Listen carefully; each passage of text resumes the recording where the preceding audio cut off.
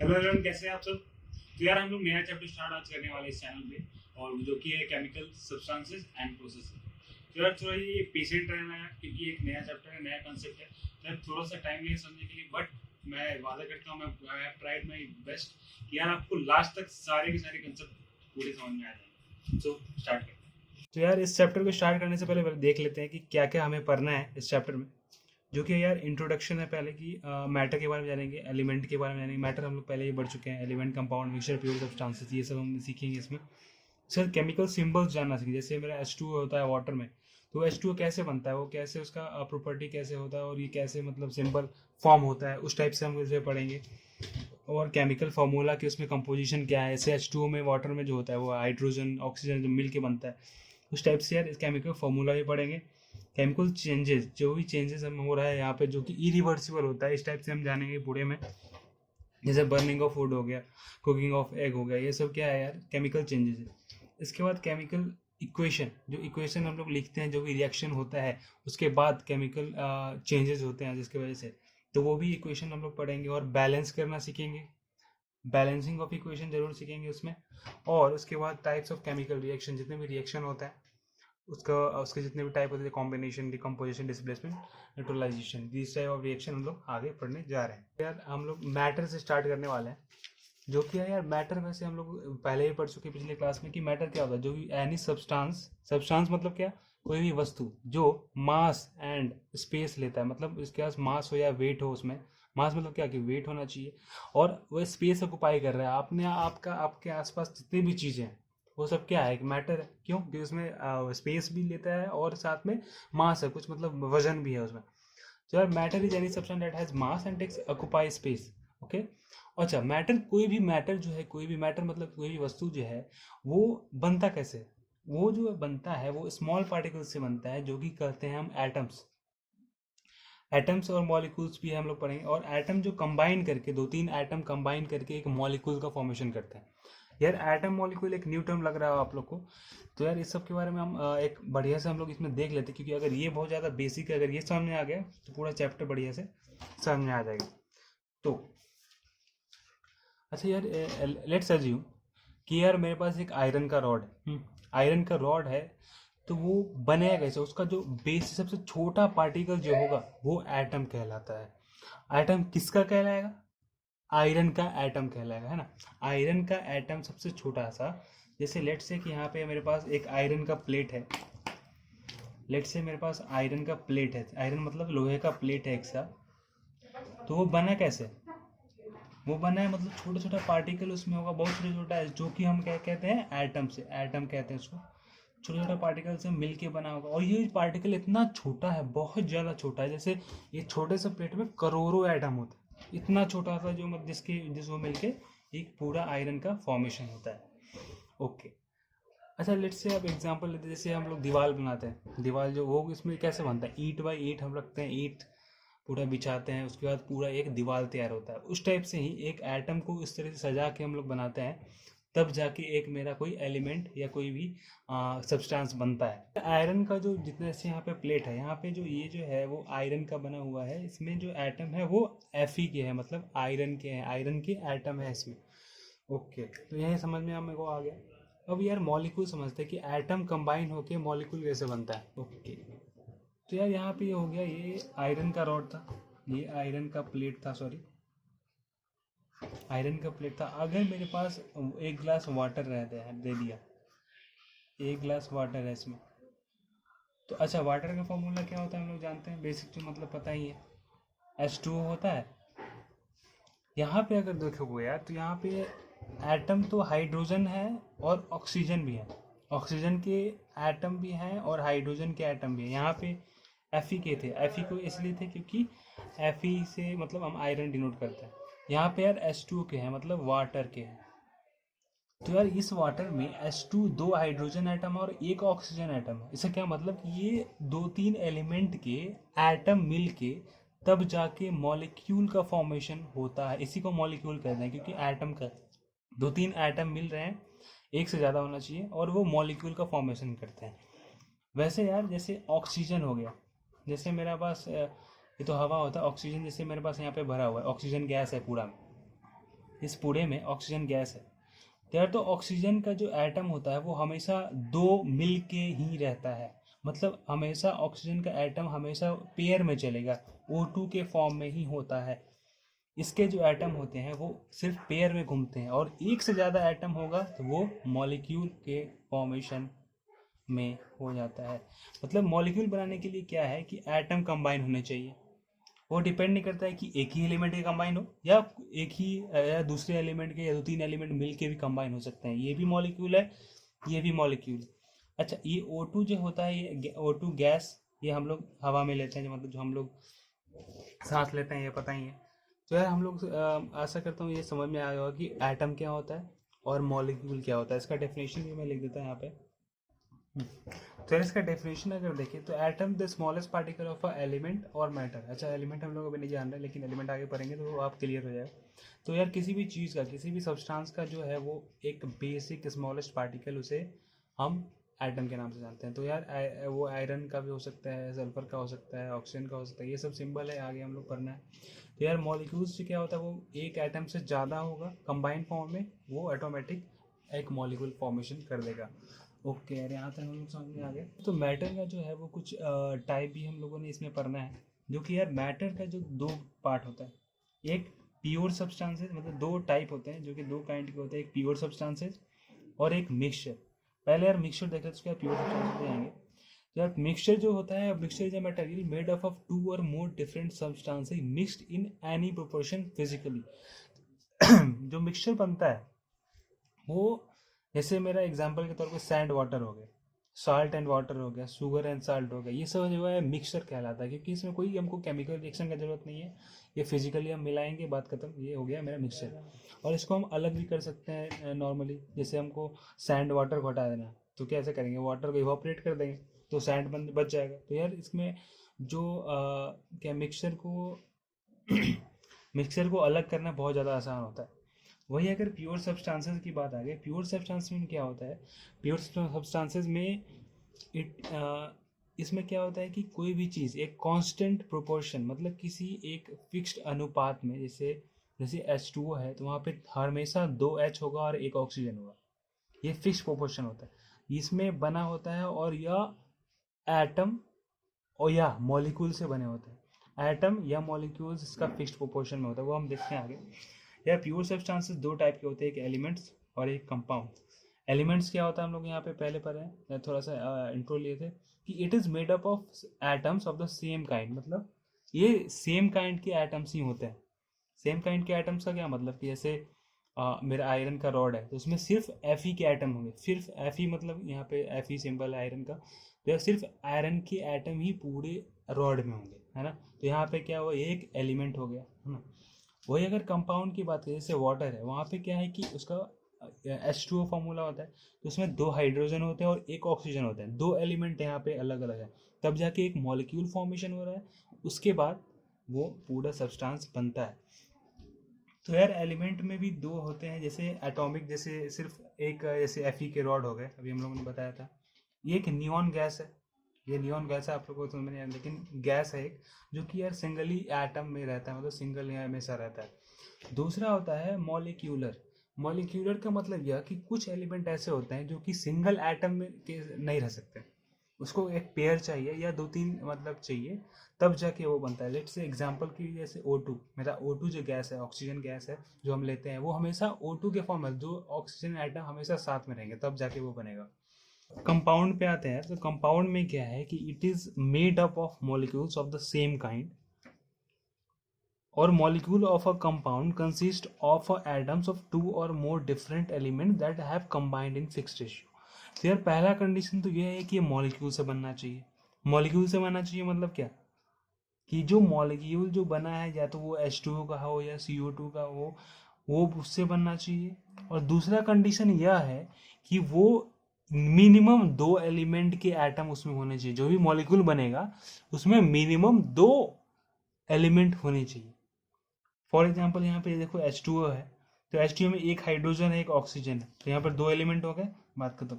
यहाँ पे फिर CO2 है, कार्बन है, ऑक्सीजन है ना, 2 एलिमेंट हो गए मिनिमम, मतलब मैक्सिमम और भी हो सकता है, जैसे H2SO4 है, वहाँ पे बहुत सारा है। तो यार इस तरीके यहाँ पे देखो NaCl है, तो यहाँ पे मिनिमम 2 है, यानी मतलब सोडियम और क्लोराइड, तो 2 यहाँ पे आ गए, इसलिए ये कंपाउंड बनने में बन गए। कंपाउंड इसे कहते हैं कि it is made of molecule से बनना चाहिए। और मॉलिक्यूल और कंपाउंड में सिर्फ यही डिफरेंस है कि मॉलिक्यूल जो होता है वो एटम से डिपेंडेंट, कि एटम अगर एक से ज़्यादा हुआ वो मॉलिक्यूल कहलाएगा। वो उससे मतलब नहीं है कि किस कोई सा एलिमेंट का है। जैसे यहाँ पे O2 का है, तो यहाँ पे ऑक्सीजन के 2 एटम थे, फिर भी मॉलिक्यूल है। यहाँ पे H2O के एक मॉलिक्यूल है, तो इसका ये भी एक मॉलिक्यूल है। लेकिन यहाँ पे क्या है कि एलिमेंट 2 अलग अलग हैं, 2 अलग अलग एलिमेंट के एटम है। यहाँ पे क्या है, सिर्फ सिंगल एलिमेंट के एटम है, ठीक है। तो जहाँ पे भी एक एलिमेंट से ज़्यादा, मतलब 2 एलिमेंट मिनिमम उसके एटम आएंगे, वहां पे वो कंपाउंड बन जाएगा। कंपाउंड में क्या कौन सा बनेगा, यहाँ पे देखिए मॉलिक्यूलर है और आयोनिक है ना। यहाँ पे 2 तो है, एक मॉलिक्यूलर में भी वही बात होती है, और आयोनिक में क्या होता है, सिर्फ ये डिफरेंस होता है जब वो मॉलिक्यूल जो बनता है ना, यहाँ पे मॉलिक्यूल जो है के बजाय उसके बदले में आयंस होते हैं। आयंस मतलब कि चार्ज पार्टिकल्स होते हैं। चार्ज पार्टिकल्स में जैसे यहाँ पे NaCl है, तो यहाँ पे कुछ एलिमेंट ऐसे हैं, कुछ कंडीशंस में क्या करते हैं, वो चार्ज मतलब आयनिक हो जाते हैं, मतलब जो आयंस मतलब कि चार्ज उसमें आ जाता है। जैसे यहाँ पे सोडियम है, ये +1 चार्ज होता है। यहाँ क्लोराइड है, ये -1 चार्ज होता है। तो ये जब मिलता है तो न्यूट्रल हो जाता है, मतलब plus minus is equal to +1 और -1 कितना 0। तो इस हिसाब से ये NaCl कंपाउंड एक फॉर्म करता है। ये आगे हमें पढ़ना भी है, अगर नहीं समझ में आ रहा कोई दिक्कत नहीं, आगे हम लोग देखेंगे।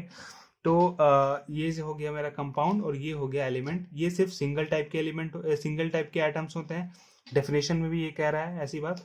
और कंपाउंड में क्या होता है कि ये मॉलिक्यूल सिंगल टाइप के होते हैं। मॉलिक्यूल में क्या, तो 2 एलिमेंट होने चाहिए मिनिमम, ठीक है, 2 एलिमेंट मिनिमम होने चाहिए कंपाउंड बनने के लिए। अच्छा, उसमें ये दोनों है मॉलिक्यूलर और आयोनिक। अच्छा तो बुक में यार एक एक्टिविटी भी है जिसमें हम लोग को जानना है कि यार मिक्सचर और प्योर सब्सटेंस में डिफ्रेंशिएट करना है ना। तो यार जैसे एयर है, यहाँ पे एयर में हम एयर में क्या होता है, सब गैसेस मिक्स होते हैं। जैसे O2 हो गया, नाइट्रोजन हो गया, और ये बहुत कार्बन डाइऑक्साइड हो गया, सब मिक्स होता है। मिक्सचर कोई फिक्स प्रोपोर्शन है ही नहीं। इतना है कि यार पूरे अर्थ में एक कुछ प्रोपोर्शन है, लेकिन अगर यहाँ पे है मुट्ठी है, मतलब ऐसे हवा ले ली यहाँ पे, ठीक है, तो इसमें अब पता नहीं कितना % ऑक्सीजन होगा, कितना ये होगा, तो यहाँ पे यार फिक्स प्रोपोर्शन है ही नहीं। तो इसलिए ये एक मिक्सचर होता है, ये एक मिक्सचर होता है। आयरन रॉड, अगर एग्जांपल लेते हैं, आयरन में क्या होता है, पूरा सिर्फ Fe का ही एटम होता है। Fe मतलब कि आयरन का सिंबल होता है Fe। तो ये पूरा आयरन के ही एटम होते हैं, और एक ही टाइप के एटम होते हैं। तो क्या हुआ, ये प्योर सब्सटेंसेस। वाटर में क्या होता है यार, मॉलिक्यूल से बने होते हैं। मॉलिक्यूल क्या होता है उसमें, H2O के मॉलिक्यूल, मतलब हाइड्रोजन ऑक्साइड। तो हाइड्रोजन, यहाँ पे H2O के मॉलिक्यूल पूरे वाटर में H2O के ही मॉलिक्यूल होते हैं सिर्फ, इसलिए क्या है, ये प्योर सब्सटेंस है, एक टाइप के हैं मॉलिक्यूल। सॉइल बताओ यार, सॉइल में क्या है, कोई भी प्रोपोर्शन में कुछ भी मेटल मिनरल्स हो सकता है। जैसे यार नाइट्रोजन भी हो सकता है, ऑक्सीजन हो सकता है, कोई फिक्स प्रोपोर्शन है ही नहीं। तो यार इसलिए यहाँ पे क्या हो गया, ये मिक्सचर है। अच्छा, लेमोनार्डे यहाँ पे है। लेमोनार्डे समझ रहे हो, मतलब नींबू पानी जो होता है वो आप फिजिकली आप मिक्स करते हैं, जैसे पानी में नींबू काट देते हैं, है ना, तो बात खत्म। यहाँ पे क्या है कि यार किसी भी प्रोपोर्शन में ऐसे कोई मतलब नहीं है, ये सिर्फ एक मिक्सचर ही कहलाएगा, क्योंकि इसमें कुछ प्रोपोर्शन नहीं है। गोल्ड यार, गोल्ड पूरा सोना। गोल्ड का फॉर्मूला क्या होता है, AU, ऐसे बता, आगे पढ़ना है। तो यार गोल्ड जो होता है, उसमें गोल्ड का अगर मेटल है, यहाँ पे प्लेट में मेरा एक प्लेट, मतलब यार आभूषण जो होता है, वो अगर ले लें तो उसमें पूरे मेटल में, पूरे एक ज्वेलरी में सिर्फ गोल्ड की एटम ही होंगे। इसका क्या मतलब, ये प्योर सब्सटेंस है।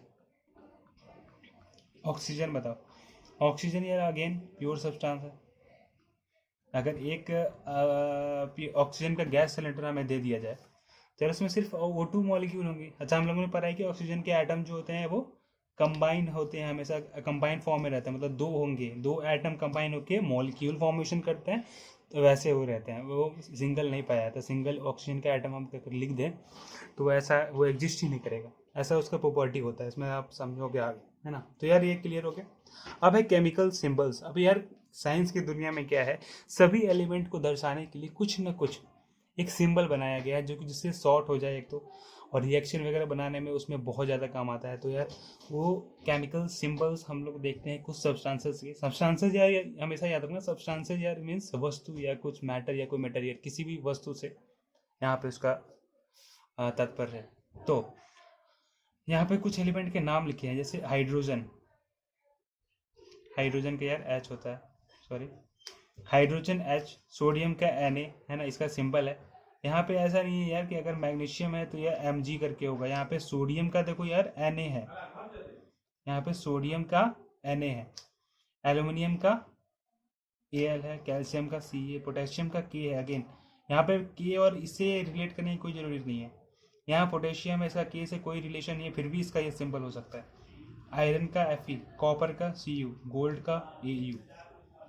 Au मतलब जान रहे हो, यहाँ पे गोल्ड का जो हमारा आभूषण बनता है, जो ज्वेलरी बनता है, उसे कहते हैं।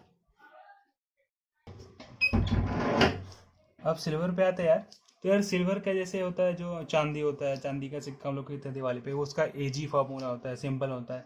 कार्बन का C, ऑक्सीजन का O, सल्फर का S, nitrogen N, phosphorus P, chlorine का Cl, ब्रोमीन का Br, आयोडीन का I। इस टाइप से यार ये आपके बुक में भी होगा, तो यार सेम टू सेम वही है, तो ये चीज़ समझनी है। अब देखो यार केमिकल फार्मूला पढ़ना। केमिकल फार्मूला एक क्या होता है, केमिकल फार्मूला का definition, chemical formula of a substance, किसी वस्तु का जो कोई भी फार्मूला होता है, it's based on the composition of that substance. मतलब किसी भी वस्तु, अगर जैसे मेरे पास पेन है तो यार इसका ये प्लास्टिक से बना है, प्लास्टिक का कुछ फार्मूला होगा, प्लास्टिक का बहुत मतलब पेचीदा सा फार्मूला होता है, लेकिन एक फार्मूला होता है जो किस पे डिपेंडेंट होता है, उस पर कंपोजिशन, जो इसके एलिमेंट के कंपोजिशन है। फिर यार एलिमेंट के कंपोजिशन से क्या होता है, उससे कंपाउंड बनता है ना। एलिमेंट, बहुत सारे एलिमेंट मिलते हैं, एक से ज़्यादा, मतलब 2 मिनिमम होने चाहिए कंपाउंड बनने के लिए। तो यार वो जब मिलते हैं तो उससे एक फॉर्मेशन होता है मेरा, कुछ भी जो भी सब्सटेंस होगा। तो लेट्स एग्जांपल यार, नॉर्मल एग्जांपल हम लोग करते भी आ रहे हैं।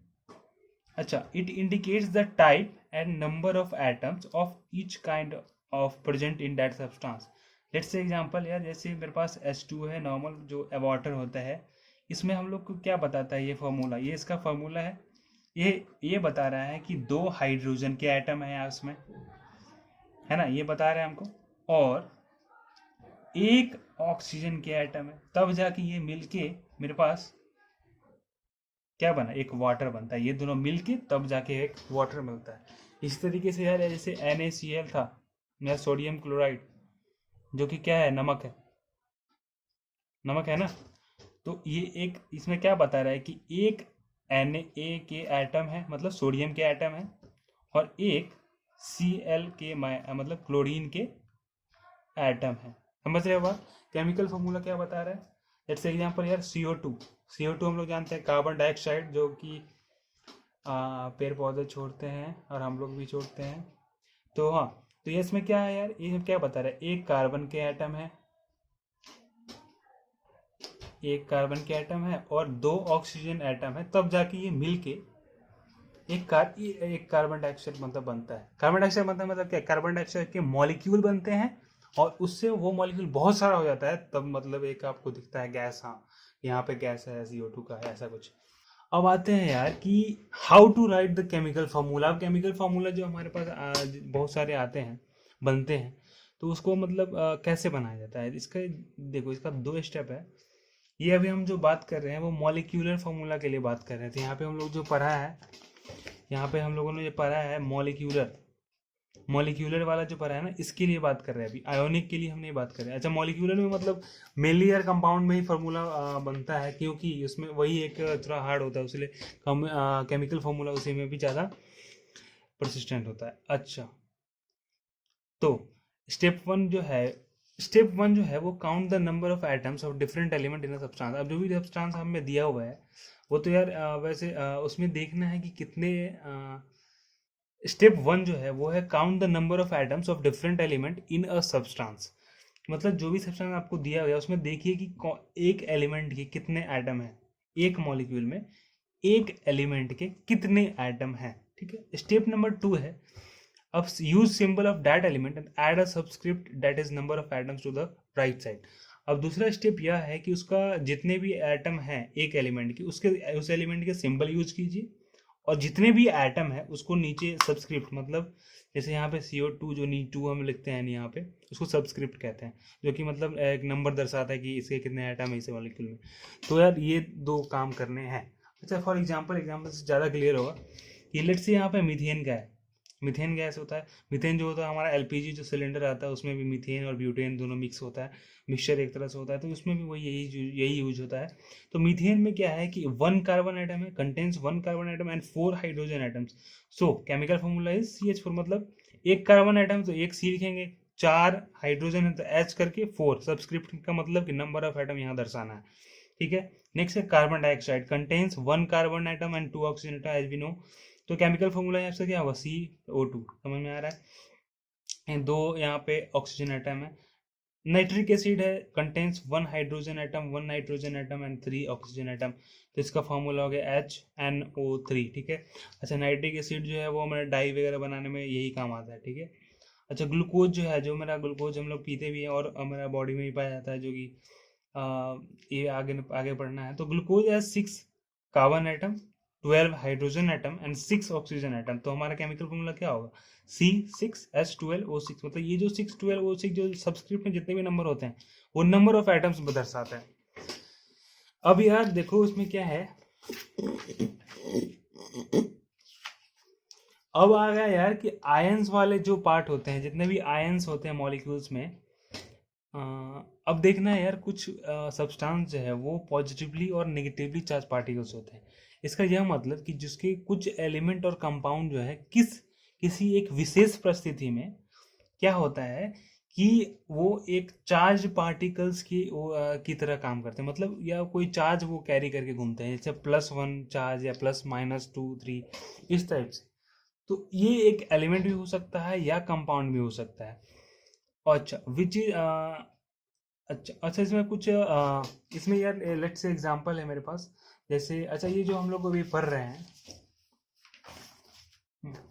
यहाँ पे हम लोगों ने जो पढ़ा था कंपाउंड में आयोनिक, अब इसकी बात हो रही है। अब इसमें इसका कैसा फार्मूला हम लोग लिखते हैं, ये मेनली पूरा चैप्टर में हमको यही पढ़ना है, तो इसका जो फार्मूला कैसे लिखते हैं ये सब हम ही देखेंगे। तो अगर देख सकते हो यार, name of the ion and symbol sodium Na+, magnesium का Mg2+, और ये देखना कि ये आप प्लस जो सिंगल प्लस होता है उस पर हमको 1 और 2 1 लिखने का जरूरत नहीं, मतलब सिर्फ प्लस कर देना है। और मैग्नीशियम में जैसे यहाँ पे 2+ है तो यहाँ पे सिर्फ 2+ लिखेंगे, सिंगल के लिए हमको लिखने की जरूरत नहीं है। एल्यूमिनियम की 3+ चार्ज होती है, कैल्शियम की Ca2+, हाइड्रोजन H+, ये सब आयंस है, नेम ऑफ द आयन, मतलब ये अब आयनिक रूप में है इसलिए यहाँ पे आयंस कुछ चार्ज कैरी कर रहे हैं। जिंक के इतना हो गया, अमोनियम का NH4+, यहाँ पे देखो यार अमोनियम जो है NH4, मतलब यहाँ कंपाउंड टाइप का है, ये मतलब 4 हाइड्रोजन और 1 नाइट्रोजन के साथ कुछ चार्ज कैरी करके चल रहा है। तो यहाँ पे ये भी एलिमेंट्स और कंपाउंड दोनों एक आयन के फॉर्म में हो सकते हैं। यहाँ क्लोराइड आयन होता है, ये ऑक्साइड आयन होता है, यहाँ पे नाम भी चेंज हो गया क्योंकि आयन है तो यहाँ पे नाम कहीं कहीं चेंज हो जाता है। जैसे क्लोराइड ये क्लोरीन होता है वैसे एलिमेंट के फॉर्म में, बट यहाँ पे आयन के फॉर्म में chloride, oxide, hydroxide OH-, carbonate CO32-, sulphate, इससे इसका यूज करके हम लोग आगे केमिकल फॉर्मूला भी हम लोग डिराइव करेंगे, देखना, और बनाएंगे कुछ फॉर्मूला वगैरह। अब है यार ये हम लोगों ने देख लिया,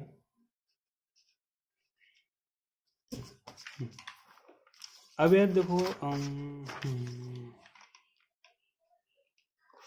अब यार आयंस के जितने भी मतलब फॉर्मूला लिखने के तरीके हैं वो हम देख लेते हैं, वो कैसे मतलब लिखना होता है, जनरेट कैसे कर सकते हैं, जितने भी आयन वाले फॉर्मूले होते हैं वो कैसे हम लोग लिखेंगे।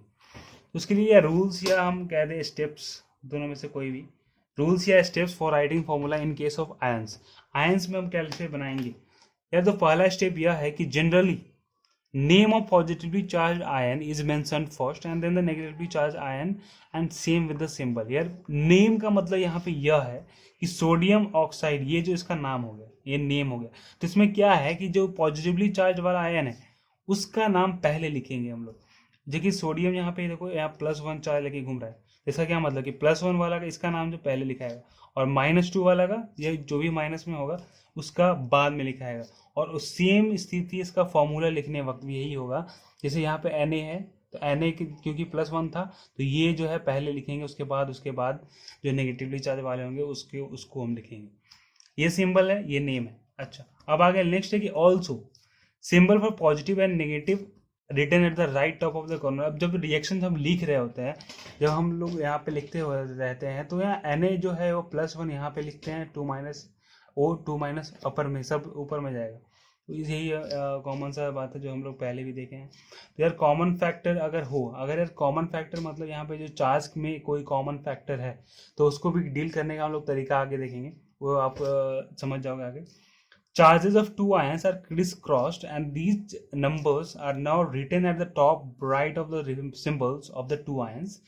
This gives of the chemical formula of the substance. और ये chemical formula बनाने का जो लास्ट स्टेप यह है कि जो भी मेरे पास यहाँ चार्ज पार्टिकल आ गए, मतलब आयंस आ गए यहाँ पे इधर पॉजिटिवली और नेगेटिवली, इसको क्रिस क्रॉस करवाएंगे और इसका फाइनल फार्मूला जिससे मेरे पास आ जाएगा, जो कि है यहाँ पे Na2O। यहाँ पे एग्जांपल है सोडियम ऑक्साइड का। इसमें क्या करना है यार, जैसे Na पहले इसका लिखना है Na का हमको +1 पता है, क्योंकि यहाँ पे आप देख सकते हो कि यार +1 होता है, हम लोग पहले पढ़ चुके हैं। यहाँ O का क्या होता है 2-। अच्छा, अब इसमें देखना है कि कॉमन फैक्टर है कि नहीं। कॉमन फैक्टर देखना है मतलब क्या, कि जो 1 यहाँ पे चार्ज 1 है, यहाँ पे 2 है, यहाँ प्लस माइनस भूल जाओ। अभी 1 और 2 का कोई कॉमन फैक्टर है, सिर्फ 1 है, उसके अलावा कोई नहीं, तो इसका 1 को कंसिडर नहीं किया जाता वैसे। तो यार 1 की 2 का कोई कॉमन फैक्टर नहीं है, तो चलो आगे बढ़ सकते हैं। ये स्टेप मतलब अब मेरा स्किप होगा।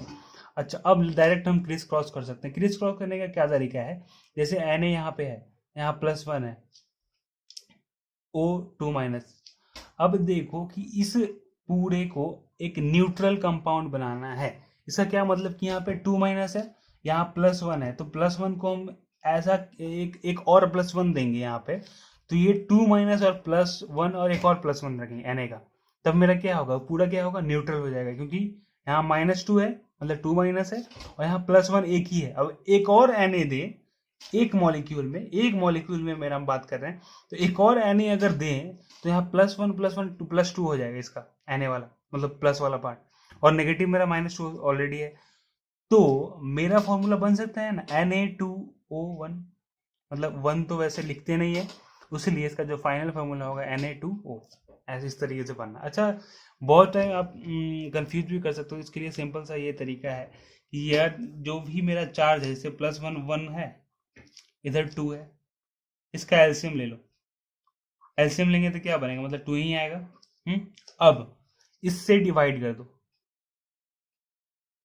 2 को, जिसका जो भी इसका चार्ज है ना, इससे डिवाइड कर दो, मतलब 2 डिवाइडेड बाई 1।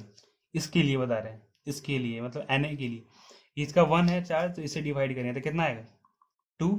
तो Na का 2 ये होगा, मतलब Na 2 एटम लेंगे। अच्छा, O2 है यहाँ पे 2 चार्ज, इसका इससे भी डिवाइड करो, 2 डिवाइडेड बाई 2 कितना होगा 1, तो इसका एक एटम आएगा उस मॉलिक्यूल में। तो यार सिंपल ये तरीका है कि अगर एलसीएम लेके हम लोग बनाए, कि जैसे इस दोनों का जो चार्ज भूल जाओ, सिर्फ नंबर पे ध्यान दो 1 और 2, तो इस दोनों का एलसीएम लेंगे तो 2 ही आएगा। तो 2 जब लेंगे तो उसको 2 लेके इससे डिवाइड करेंगे, और एक बार इससे डिवाइड करेंगे। इससे डिवाइड करेंगे तो इसका नंबर ऑफ एटम आएगा, इससे डिवाइड करेंगे तो इसका नंबर ऑफ एटम आएगा। इसे डिवाइड कर रहे हैं, यहाँ पे 2 आ रहा है मेरे पास, तो Na2, और O के लिए क्या है 1, क्योंकि यहाँ पे 1 आया, Na2O1। 1 को हमको लिखना नहीं है, तो Na2O सिर्फ रहेगा। तो मेरा फाइनल फार्मूला हो गया सोडियम ऑक्साइड का Na2O। अच्छा, यहाँ पे देखो यार, सब्सक्रिप्ट 1 जो है वो हम लोग बताया कि 1 जो है वो नहीं लिखा जाता है, वही चीज़ है। देखो यार, एल्यूमिनियम सल्फेट, अभी इसका भी कुछ लिखते हैं। एल्यूमिनियम का फिर से उस टेबल में देखना है कि एल्यूमिनियम में कितना होता है 3+SO4। ये पूरा हमारा आयन है, कंपाउंड टाइप का है, तो ये पूरा आयन पे क्या होता है 2- हम लोग उसमें देखें। अब ये लिख लिया। अब देखो कॉमन फैक्टर है 3 और 2 का, कोई कॉमन फैक्टर है 1 के अलावा, 1 तो होता ही सबका फैक्टर होता है, तो कॉमन फैक्टर इसका नहीं है। चलो स्किप कर दें इस स्टेप को। यहाँ पे अब देखो Al3+ है और SO4 2 है। हम लोग क्या तरीका बताए थे कि 3 और 2 का एलसीएम लेना है, तो यहाँ पे क्या एलसीएम आएगा 6, क्योंकि यार वो तो बना नहीं है, कुछ कॉमन फैक्टर है ही नहीं, तो 6 इसका क्या होगा एलसीएम। एलसीएम से अब इससे डिवाइड करना है एल्यूमिनियम के लिए, 3 से डिवाइड करेंगे तो कितना होगा 2, तो Al2 इसका 2 आएगा। SO4 का 2 है चार्ज, माइनस प्लस अभी हम नहीं देख रहे हैं, यहाँ फिर 6 से डिवाइड करेंगे 2 को, तो कितना आएगा 3। तो SO4 का कितना पूरा आइटम होगा 3। अच्छा, यहाँ पे लिखने का तरीका देखो, Al2SO4 यहाँ पे कंपाउंड है, मतलब कंपाउंडिक आयन है, मतलब कंपाउंड टाइप का आयन है, तो यहाँ पे क्या है पहले से ही SO4 एक साथ चल रहा है। अब यहाँ पे हम 3 करेंगे तो मतलब थोड़ा अच्छा से, मतलब ये नहीं आ पाएगा कि किस पे हम किए हैं, वो पता नहीं चलेगा, इसलिए हम ब्रैकेट का उपयोग करेंगे यहाँ पे।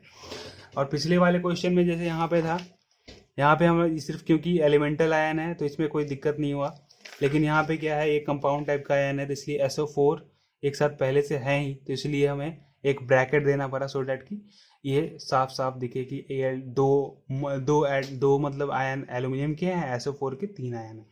ये समझ में आ गया कैसे किया हम लोगों ने। जैसे यहाँ पे सबसे पहले यहाँ एलसीएम लिया, 6 को डिवाइड करा इसके चार्ज से जो कि 2 आया, इसके डिवाइड किया 2 से तो यहाँ पे आया 3।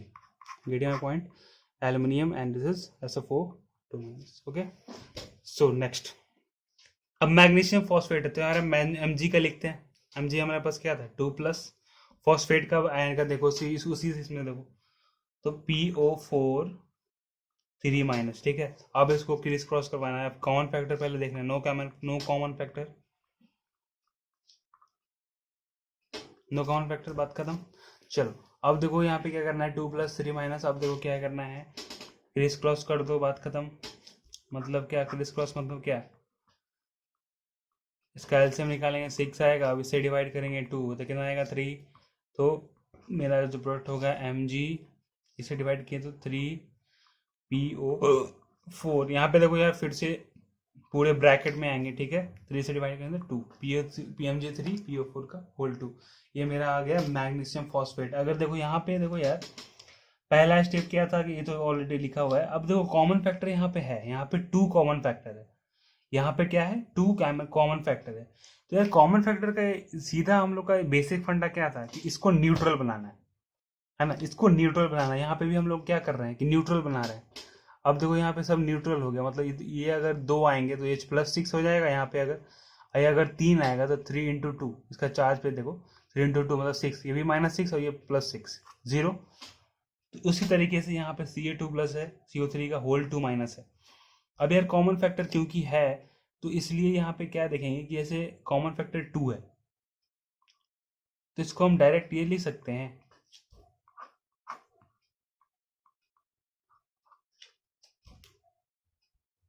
कॉमन फैक्टर को यार डिवाइड कर सकते हैं हम, है ना। हाँ देखो ये जहाँ पे कॉमन फैक्टर होगा, जैसे यहाँ पे CO2 प्लस है, CO3 का होल 2 माइनस है, तो यार जो भी चार्ज वाला है जो कॉमन फैक्टर है, क्या मतलब कि 2 को उस कॉमन फैक्टर से डिवाइड कर दो सभी को, तो 2 बाई जो कॉमन फैक्टर है 2/2 आएगा, 2/2 इसके लिए 2/2, जो कि कॉमन फैक्टर 2 है, कॉमन फैक्टर 2 है तो इससे 2 से डिवाइड करेंगे, इसको भी 2 से डिवाइड करेंगे, तो सबको डिवाइड करेंगे तो कितना आया, इधर 1 आया, इधर 1 आया।